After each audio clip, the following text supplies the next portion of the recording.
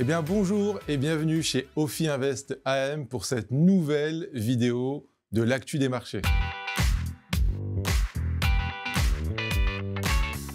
Les statistiques de prix et d'activité aux États-Unis ont continué d'animer les marchés ces dernières semaines. Après une poussée de fièvre au début du mois, les propos de Jérôme Powell ainsi que des chiffres en ralentissement sur l'emploi ont rassuré les marchés de taux. Du côté du crédit, le mois d'avril a été négatif pour la performance des actifs obligataires. Encore une fois, les titres avec le plus de portage se sont mieux comportés. Dans l'ensemble, les rendements restent historiquement attractifs. Le rendement du crédit high yield se situe autour de 6,5%, alors que le crédit investment grade se maintient entre 3,5% et 4%, ce qui constitue un coussin de protection important en cas d'évolution défavorable des taux et ou des primes de risque.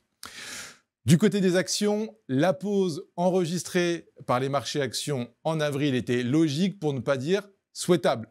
Alors que le scénario de no lending aux États-Unis semble tenir la corde auprès des investisseurs, il a pour objectif d'éloigner, une fois encore, la perspective de baisse des taux d'intérêt. Les chiffres au global restent solides, mais pointent certaines disparités. Les entreprises technologiques continuent à surprendre par leurs perspectives et restent pour certaines d'entre elles entraînées par une frénésie d'investissement dans l'intelligence artificielle.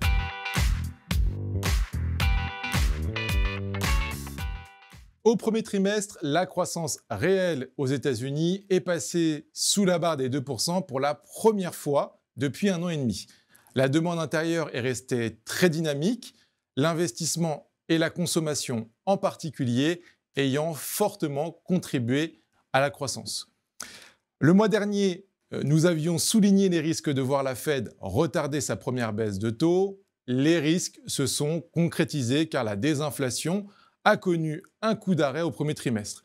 Néanmoins, Jérôme Powell a rassuré les marchés en déclarant qu'il est improbable que le prochain mouvement soit une hausse des taux.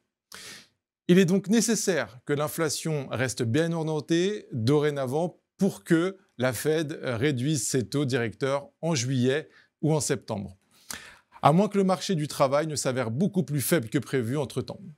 De l'autre côté de l'Atlantique, la croissance européenne a surpris au premier trimestre. Le PIB de la zone euro a progressé de 0,3% par rapport au trimestre précédent, avec une croissance en amélioration dans toutes les grandes économies de la zone euro. En ce qui concerne les données inflationnistes, l'inflation européenne est stable à 2,4% en avril, mais l'inflation sous-jacente baisse de 2,9 à 2,7%. La première baisse des taux directeurs en juin de 25 points de base semble quasiment désormais acquise.